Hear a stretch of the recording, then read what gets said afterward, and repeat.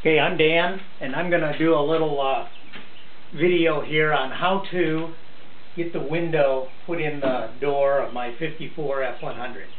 Looked all over the internet, went to the forum, really couldn't find a lot of information or much at all really on how to do this.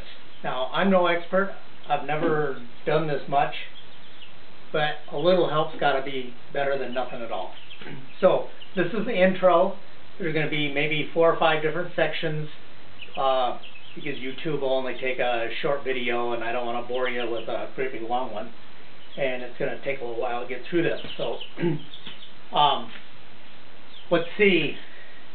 And, excuse me, a little froggy throat, but I'm going to put this thing together and this is my chance. I'm not going to wait around for my cold, the aftermath of my cold to go away. So, let's see. First couple sections, first maybe the part 2 after the intro will be the division bar. The division bar mounts in the door right behind the vent window. After the division bar, and I'm going to, before you put this thing in, you want to put the window itself into the door. So I'll go over that. Then the division bar.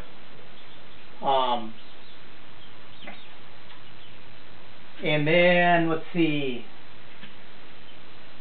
this is called, in mid-50 parts, this is called the upper and back channel. I'll probably just call it the back or the rear channel. So it goes back in here, and it's got these, this one's a new one, so it has these little push pins, I'm going to call them. They go into a slot up in here. You pop those things in, they're probably not going to come back out, so make sure you get it right. And I'll go over a couple ideas on that. Still not sure this one has these stainless beads that extend into the vent rubber there. I don't know if you're supposed to cut those off or what.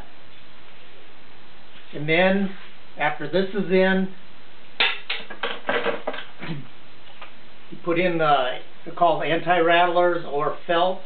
Again, these are new. These little, again, push fasteners here go into a slot inside the groove here.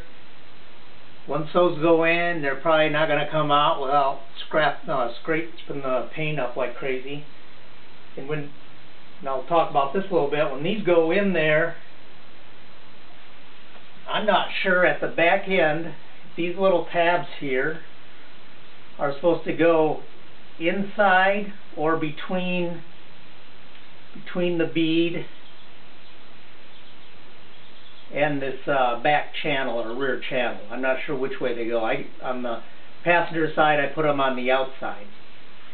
Another thing I'll kind of point out on this, in the order of doing this, is when you put this in, maybe don't seat these until you get the back bracket in.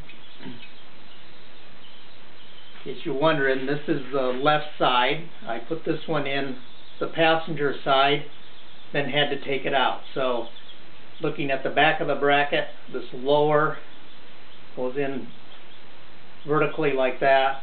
This lower bracket on the driver's side is going to be off to your left side of the channel, looking from the front when it's mounted in the door. And the top part has this notch here. This notch goes into this bracket, this dog bone shaped bracket, oval shaped bracket here. So when this goes in, this is already in the door, this will slide up in there and it'll engage. And it's pretty easy, goes in right now like that, but when it's going straight like that, it's going to have to suck in there, and that takes a bit to push that up in there. And this, when it pushes up in place, these holes, they're slotted holes, but they're slotted vertically, horizontally, not vertically. So when this goes in, it's got to go all the way up in there. And that pushes this thing up And if you already snapped all these in and it's not up far enough, this part's not going to be able to push it up, and these won't line up. And that's why it's probably better to leave these out until you have this in. We'll do that a little bit more in a later video. One more detail. And then after this is in and fastened in place, take the screws, 1, 2, 3 screws back out, because the latch be in the door that way, and the latch goes in like this, and you got to kind of move this out and get the latch in behind it. So this is going to have to come out to get this in back behind it, and then you can bolt them all up. I didn't get the door regulator. Let me find that. Goes next. The door regulator, it can go on after the latch. The latch has this little oblong headed stud, and when this thing is in there, you can get the regulator in the door hanging straight down. It will slide over that, and then it can swing up, and it goes like that through the holes, and it can be fastened. So that can be done. Got to reach up in there and get it just right over that, the slotted hole over the head of that stud. Of course, along in there, you got to get the window up in the channels. I don't have a OEM window regulator. I have this. This is a universal electric window regulator. I've already made it up and fitted it to the door to line up. This lines up with the channel, the front and the rear channel. And this one, the top is fairly flexible, so that the top bar has a little bit of flex to allow the window to self-align with the window. I'm not going to be able to show you how to put in the standard OEM window regulator because I don't have it. What I did with mine, though, since I got the electric window, what I did with mine is I took the window regulator and I tore the lever arms off it, threw those away, and then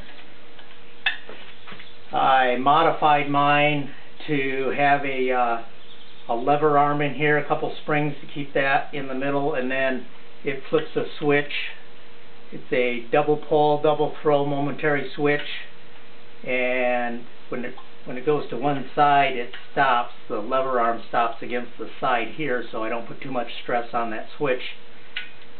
You can get these for electric window switches using the OEM crank handle for $180, but for $10 for a pair of switches, a couple springs, and a little bit of welding, I made my own up, and I think that goes in last. I got to get some wires attached, soldered on there to have it ready to go. Okay, so that's the intro. Look for part 2, 3, 4, or 5 if you want to see any steps along the way on the process to get this door all put back together.